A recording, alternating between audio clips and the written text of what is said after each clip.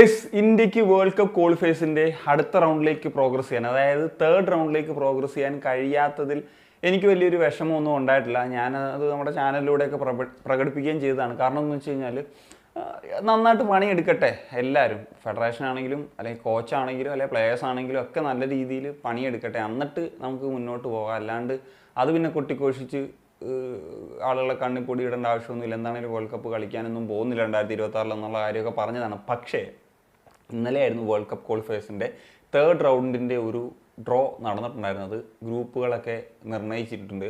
എന്താണെങ്കിലും ഇന്ത്യയുടെ സ്ഥാനത്താണല്ലോ കുവൈറ്റ് ആ ഒരു സ്പോട്ടിലേക്ക് തേർഡ് റൗണ്ടിൽ പോകുന്നത്. അപ്പം കുവൈറ്റിന് കിട്ടിയിട്ടുള്ള ഗ്രൂപ്പ് കണ്ടപ്പോൾ എനിക്ക് കുറച്ച് അസൂയ നിരാശയൊക്കെ തോന്നിയിട്ടുണ്ട്. സോ അതിൻ്റെ പുറത്താണ് ഞാൻ ഈ ഒരു വീഡിയോ ചെയ്യാനായിട്ട് പോകുന്നത്. അതായത് ഇന്ത്യ ഒരു ബിഗ്ഗസ്റ്റ് ഓപ്പർച്യൂണിറ്റി കിട്ടിയേക്കാമായിരുന്നൊരു അവസ്ഥ ഉണ്ടായിരുന്നു എന്നുള്ളതാണ് ഈ ഒരു ഗ്രൂപ്പ് കണ്ടപ്പോൾ എനിക്ക് തോന്നുന്നത്. ഇനി ഇങ്ങനൊരു ഗ്രൂപ്പ് കിട്ടുമോ എന്നുള്ളതൊന്നും എനിക്കറിയില്ല.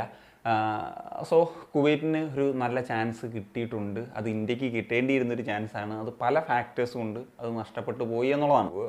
ഓരോ ടീമുകളെ പറ്റി ഒന്ന് പരിശോധിക്കുന്ന സമയത്ത്, അല്ലെങ്കിൽ ഓരോ പോർട്ടിൽ നിന്ന് വരുന്ന ടീമുകളെയൊക്കെ പരിശോധിക്കുന്ന സമയത്ത് 6 പോർട്ടുകളാണുള്ളത്. ഓരോ പോർട്ടിലും 3 ടീമുകളാണുള്ളത്. റാങ്കിങ്ങിൻ്റെ അടിസ്ഥാനത്തിലാണ് അതൊക്കെ വരുന്നത്. അപ്പം പോർട്ട് 1 നിന്ന് പറഞ്ഞു സൗത്ത് കൊറിയ കിട്ടി. അപ്പം സൗത്ത് കൊറിയ ഒരു നല്ല ഓപ്ഷൻ ആണോ എന്ന് ചോദിച്ചു കഴിഞ്ഞാൽ ഒരിക്കലും അല്ല. കാരണം പോർട്ട് 1 മറ്റ് ടീമുകളെന്ന് പറഞ്ഞു കഴിഞ്ഞാൽ ജപ്പാനും ഇറാനുമാണ്. ഇതിൽ ഏത് ടീമിനെ കിട്ടിയാലും ഇന്ത്യ കിട്ടുമെന്നുള്ള കാര്യം ഏറെക്കുറെ ഉറപ്പാണ്. പക്ഷേ നിലവിലെ സാഹചര്യത്തിൽ നോക്കിക്കഴിഞ്ഞാൽ ജപ്പാനും ഇറാനും ഒക്കെ നല്ല ഫോമിൽ തന്നെയാണ് ഉള്ളത്. പക്ഷേ സൗത്ത് കൊറിയ ഇപ്പം കുറച്ചൊന്ന് പിന്നോട്ട് നിൽക്കുന്നൊരു സാഹചര്യത്തിലാണ് പോകുന്നത് എന്നുള്ളതാണ്. സോ അവരിപ്പം അടുത്ത കാലത്ത് ഏഷ്യൻ കപ്പിൽ ജോർദാനോടൊക്കെ തോറ്റിരുന്നു. മലേഷ്യ ഒരു ഡ്രോ ആയിരുന്നു. അതുപോലെ തായ്ലൻഡിനോട് വേൾഡ് കപ്പ് ക്വാളിഫയേഴ്സിൽ ഡ്രോ ആകുന്ന സാഹചര്യമൊക്കെ വന്നിരുന്നു. അങ്ങനെ ഒരു ഡൗൺഫാൾ സംഭവിച്ചിട്ടുണ്ട്. അപ്പോൾ ആ ഒരു സാഹചര്യത്തിലാണ് നിൽക്കുന്നത്. അവരോട് കോമ്പീറ്റ് ചെയ്യാൻ പറ്റും, പക്ഷേ വിജയം എന്നൊക്കെ ഉള്ളത് ഒരു ബുദ്ധിമുട്ടായിരിക്കും എന്നുള്ള സാഹചര്യം തന്നെയാണുള്ളത്. എങ്കിലും പറഞ്ഞ ഒരു കുവൈറ്റിനെ സംബന്ധിച്ചിടത്തോളം ഒരു ബെറ്റർ ഒപ്പോണൻറ്റിനെ തന്നെയാണ് പോർട്ട് 1 നിന്ന് കിട്ടിയിട്ടുള്ളതെന്ന് നമുക്ക് പറയാൻ സാധിക്കും. പോർട്ട് 2 നിന്ന് കിട്ടിയിട്ടുള്ളത് ഇറാഖിനെയാണ്. ഇറാഖിനെ സംബന്ധിച്ചിടത്തോളം ഇന്ത്യ സമീപകാലത്ത് ഇറാഖിനെതിരെ നല്ല രീതിയിൽ കളിച്ചിട്ടുള്ളൊരു ഗെയിം നമ്മൾ കണ്ടതാണ്. 2 വട്ടം നമ്മൾ ലീഡ് ചെയ്ത് കണ്ടതാണ്. നമ്മൾ സത്യത്തിൽ ആ മത്സരം ജയിക്കേണ്ട മാച്ച് തന്നെയായിരുന്നു. അത് റഫറി ഡിസിഷൻ അങ്ങനെയൊക്കെയുള്ള പല ഫാക്ടേഴ്സ് ആയിരുന്നു തോറ്റത്. പിന്നെ 2-2 ആണ് ഡ്രോ ആയത്. പിന്നെ പെനാൽറ്റി ഷൂട്ടൗട്ടിലേക്ക് പോയ കാര്യങ്ങളൊക്കെ അറിയാമല്ലോ. എന്താണെങ്കിലും ഒരു കാര്യം നോക്കുക, പോർട്ട് 2 മറ്റ് ടീമുകളെന്ന് പറഞ്ഞു കഴിഞ്ഞാൽ ഓസ്ട്രേലിയയും ഖത്തറുമാണ്. ഓസ്ട്രേലിയ റെഗുലറായിട്ട് വേൾഡ് കപ്പ് കളിക്കുന്ന ഒരു ടീമാണ്. നമ്മൾ സമീപകാലത്ത് കളിച്ചപ്പോൾ എന്തായിരുന്നു എന്നുള്ളത് നമ്മൾ കണ്ടതാണ്. പിന്നെയുള്ളത് ഖത്തറാണ്. 2 വർഷങ്ങളായിട്ട് ഏഷ്യൻ ചാമ്പ്യൻസാണ്. സോ അതിൽ നിന്ന് കുവൈറ്റിന് കിട്ടിയത് ഇറാഖാണ്. എന്താ പറയുക, അവർക്ക് പോർട്ട് 2 നിന്ന് കിട്ടാവുന്നതിൽ വെച്ച് ഏറ്റവും റാങ്കിങ് താഴെയുള്ള ടീമാണ് എന്നുള്ളത് നമുക്ക് മനസ്സിലാക്കാൻ സാധിക്കും. ഇനി പോർട്ട് 3 പറഞ്ഞ പോലെ റാങ്കിങ്ങിൽ ഏറ്റവും താഴെയുള്ള ടീമിനെ തന്നെയാണ് കിട്ടിയിട്ടുള്ളത്, ജോർദൻ. റാങ്കിങ് താഴെ എന്നുള്ളത് കൊണ്ട് മോശമാണെന്നല്ല അർത്ഥം. കാരണം അവരിപ്പം AFC ഏഷ്യൻ കപ്പിൽ ഫൈനൽസ് വരെ കളിച്ചിരുന്നു. സൗത്ത് കൊറിയയൊക്കെ തോൽപ്പിച്ചിരുന്നു. സമീപകാലത്ത് നല്ല റിസൾട്ടൊക്കെ ഉണ്ടാക്കിയിരുന്നു. എങ്കിലും നോക്കുകയാണ്, സൗദി അറേബ്യ, ഉസ്ബെക്കിസ്ഥാൻ എന്നിവരാണ് ആ പോർട്ടിലുള്ള മറ്റ് ടീമുകൾ. സൗദി അറേബ്യയോടും ഉസ്ബെക്കിസ്ഥാനോടും നമ്മൾ ഒരു 10 മാച്ച് കളിച്ചാൽ അതിൽ 9 മത്സരവും അവർ തന്നെ ജയിക്കും. ഒരു മത്സരം സമനിലയായതൊരു മിറാക്കിൾ എന്ന് വേണമെങ്കിൽ പറയാം. ആ ഒരു സാഹചര്യമാണ് സൗദിയോടും ഉസ്ബെക്കിസ്ഥാനോടും ഒക്കെ ഉള്ളത്. അതേ സ്ഥാനത്ത് ജോർദാനോടൊക്കെ കോമ്പീറ്റ് ചെയ്യാൻ പറ്റും. വേണമെങ്കിൽ ഒരു ഡ്രോ ഒക്കെ പിടിക്കാൻ, ലോ ബ്ലോക്ക് ഒക്കെ ഇട്ട് ഡ്രോ ഒക്കെ പിടിക്കാനുള്ളൊരു സാഹചര്യമൊക്കെ വേണമെങ്കിൽ നമുക്ക് ഉണ്ടാക്കാൻ പറ്റും. പക്ഷേ അതാണ് പറഞ്ഞത്, കുവൈറ്റിന് ആ സാഹചര്യത്തിലും ജോർദാനെയാണ് അവിടെ നിന്ന് കിട്ടിയിട്ടുള്ളത്. പോർട്ട് 4 നിന്ന് അവർക്ക് ഒമാനെയാണ് കിട്ടിയിട്ടുള്ളത്. പക്ഷേ എനിക്ക് തോന്നുന്നു ഒമാനേക്കാൾ കുറച്ചും കൂടി ഒരു വീക്കർ സൈഡ് ബഹ്റൈൻ ആയിരിക്കും. ഒമാൻ നല്ല സൈഡാണ്, ബഹ്റൈൻ നല്ല സൈഡാണ്. പക്ഷേ കമ്പയർ ചെയ്യുമ്പോഴത്തേക്ക് ഒമാനാണ് കുറച്ചും കൂടി നല്ല സൈഡ് എന്നാണ് തോന്നുന്നത്. പക്ഷേ സ്റ്റിൽ അവർക്ക് അവിടുത്തെ പോർട്ട് 4 ബെസ്റ്റ് ടീമിനെ കിട്ടിയിട്ടില്ല. UAE നമുക്കറിയാം ഏഷ്യയിലെ ഒരു ബിഗ് കൺട്രി എന്ന നിലയിൽ തന്നെ പറയാവുന്നതാണ്. അപ്പം അവരെ ഒഴിവാക്കുന്നു എന്നുള്ളതാണ്. പിന്നെ ഒമാനെ സംബന്ധിച്ചിടത്തോളം ഇന്ത്യയുടെ ഒരു സാഹചര്യമാണെങ്കിൽ സമീപകാലത്തൊക്കെ ഒമാനോട് ഒരുപാട് മത്സരങ്ങൾ കളിച്ചിട്ടുണ്ട്. അതിന് ഒരു മാച്ച് അതിൽ ഒരു ഫ്രണ്ടിൽ ഡ്രോ ഒക്കെ ആക്കാൻ സാധിച്ചിട്ടുണ്ട്. വേൾഡ് കപ്പ് ക്വാളിഫയേഴ്സിൽ ഒരു മത്സരം നമ്മൾ അവസാനം 80 മിനിറ്റ് കഴിഞ്ഞ് വരെ നമ്മൾ ജയിച്ച് നിന്നിട്ട് പിന്നീട് തോറ്റ സാഹചര്യമൊക്കെ അറിയാം. അപ്പം അങ്ങനത്തെ ഒരു ടീമാണ് ഒമാൻ എന്ന് പറയുന്നത്. സോ പോർട്ട് 5 നിന്ന് വരുന്നത് പലസ്തീനാണ്. സോ ആ പോർട്ടിലെ ഏത് ടീമാണ്, ഇപ്പോൾ പലസ്തീൻ, ചൈന, കിർഗിസ്ഥാനാണ് പോർട്ട് 5 നിന്ന് വന്നിരുന്നത്. അപ്പം ഏത് ടീമാണേലും ഒരേ ചലഞ്ചാണ്.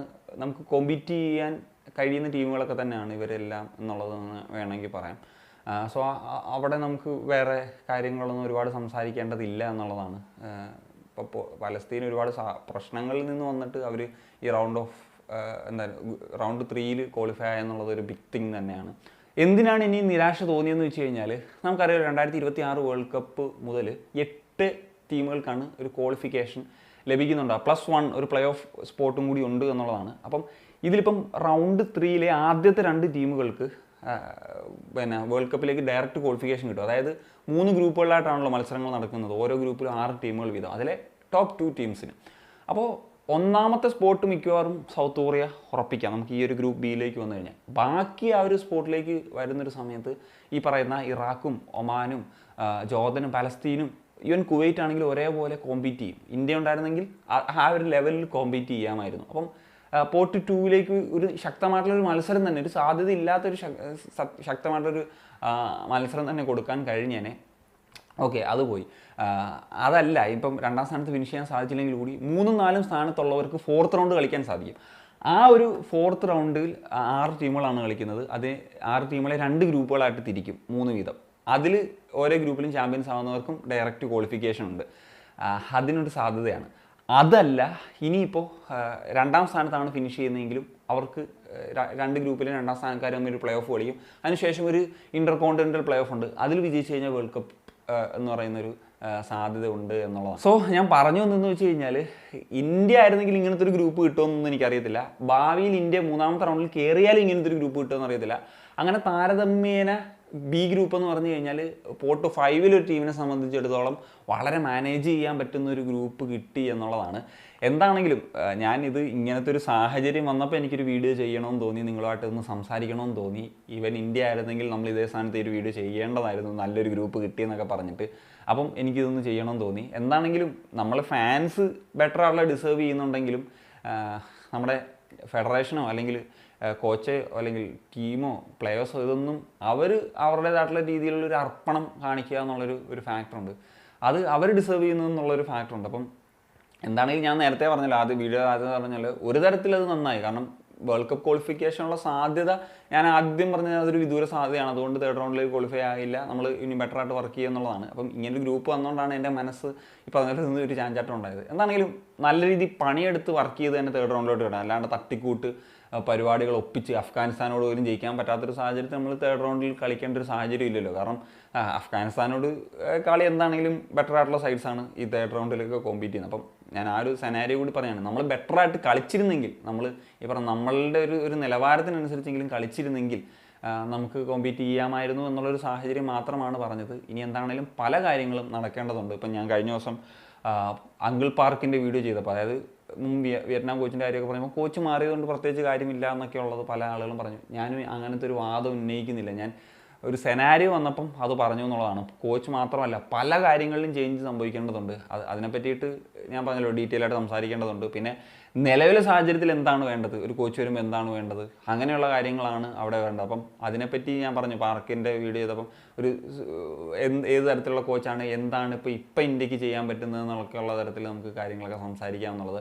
അപ്പം അതും പ്രധാനമായിട്ടും സംസാരിക്കേണ്ട ഒരു ടോപ്പിക്കാണ് എന്നുള്ളത് തന്നെയാണ് ഞാൻ വിശ്വസിക്കുന്നത്. പക്ഷേ ഈ പറഞ്ഞതുപോലെ ഈ ഒരു ഗ്രൂപ്പ് റൗണ്ട് 3 ഗ്രൂപ്പ് ബി കാണുമ്പോഴത്തേക്കും ഉണ്ടാകുന്ന ഒരു നിരാശ, അല്ലെങ്കിൽ നമുക്ക് നഷ്ടപ്പെട്ടു പോയല്ലോ എന്നുള്ള ഒരു സംഭവം, അത് അവിടെ തന്നെ നിലനിൽക്കുന്നു. അതൊന്ന് ഷെയർ ചെയ്യാൻ തോന്നി. അപ്പം നിങ്ങളുടെ ഒപ്പീനിയൻസ് ഒന്ന് കമ്പോസ് ചെയ്യാൻ വേണ്ടി സനിയ.